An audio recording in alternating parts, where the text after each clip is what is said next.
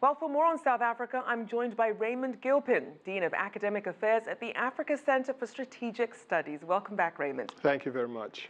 So let's start with a look at the BRICS meetings. Just how important are they and the group's dynamics to South Africa's economy? The BRICS dynamics are very important to South Africa, primarily because, as you mentioned earlier, the economy is in a slump. Export markets have kind of contracted, and South Africa is obviously looking to boost export growth. One of the biggest challenges the South African economy is facing is joblessness.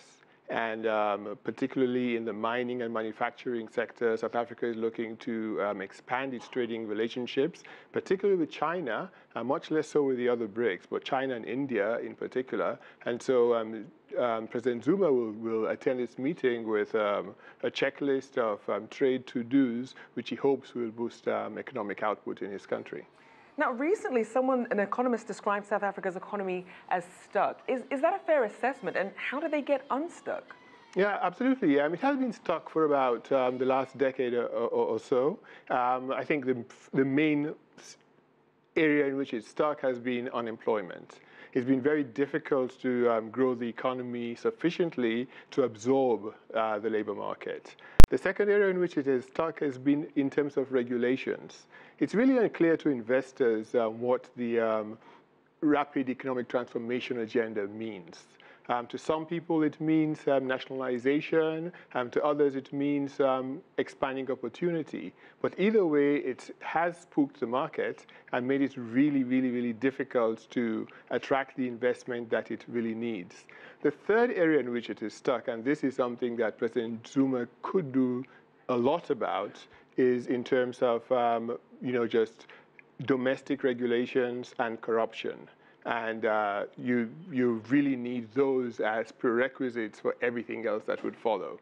Now, it's interesting because when President Zuma was coming up against criticism about why South Africa's economy is so stuck, he blamed it more so on global low sluggishness when it comes to economic growth, as opposed to some of the domestic pressures.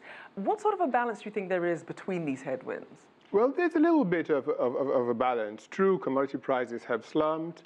True, export markets have tightened globally. But even more true is the fact that the South African economy domestically has been in a slump for a while.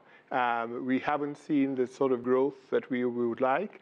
In the mining sector, for instance, it's not just the labor issues, it's the fact that the government has not been able to articulate a consistent mining policy.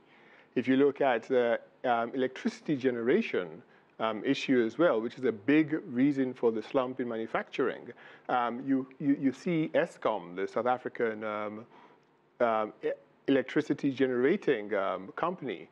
It's been mismanaged, its financials are in a mess, and it's not meeting demand.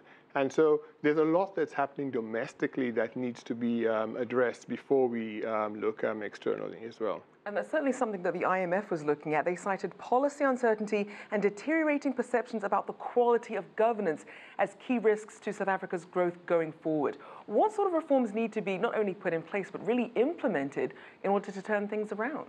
I think, first of all, President Zuma and the ANC need to articulate a really clear path forward as far as rapid economic transformation. It cannot just be about land rights. It cannot just be about nationalization. It has to be about looking at the economy and setting it on a firm footing for the next decade.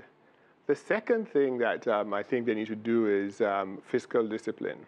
There has been a lot of overspending, as you mentioned earlier. Debt levels are high. But what's peculiar about South Africa is external debt levels are high, but domestic debt levels are higher. And that's a ticking time bomb. They really, really need to address fiscal issues, especially in the run-up to 2019 elections, because usually governments adopt an expansionist fiscal policy as elections are imminent. But in this case, doing it when domestic debt levels are this high means you could have really serious inflationary pressures in the economy very quickly. We'll have to see if these risks pay off. Thank you very much, Raymond Gilpin, Dean of Academic Affairs at the Africa Center for Strategic Studies.